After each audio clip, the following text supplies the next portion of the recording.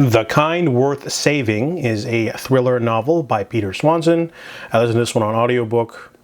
Now, the Kind Worth Killing is the previous book of this series.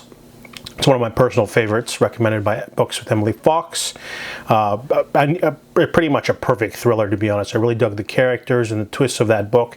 So when I found out that the author was writing a sequel, I was super hyped for this book. I was just like screaming internally, to be honest. And so I was able to get this one on audiobook pretty quick. It's a very short book. I think it's like barely 300 pages. But this one is about Henry Kimball, a character from the first book. He is a disgraced detective turned private detective, and he is hired by an old student of his when he was teaching in high school. And basically she thinks that her husband's cheating on her, so she wants him to investigate, and he sort of gets roped into this sort of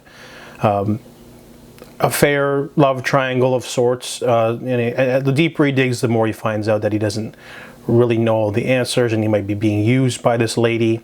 And then we follow a different timeline of the woman back when she was around Lily's age from the first book.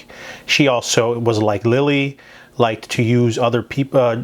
She tried to basically, she's responsible for a couple of murders, so she's still at it, and they have to face off. And then they introduce a twist in the middle, which makes things interesting. But I didn't like the third, or I guess I didn't like the second half of the book, really. They introduced an old character we've seen before.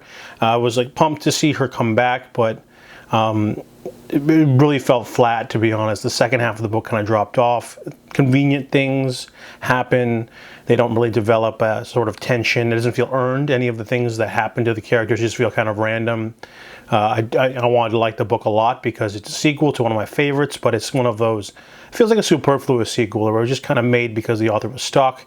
His last couple of books were kind of crap. I didn't enjoy Every Value Break, and Nine Lives was just rather pedestrian, to be honest. So this was a sort of like, people seem to like this older book I did, so let's try to expand on that. And it doesn't feel half-assed, but it feels a little bit incomplete, like he didn't have much of a story, so he just sort of went with it. I do like the new characters that are introduced in this book, but the introduction of the old characters from the first book feel like a crutch, and they're not utilized very well.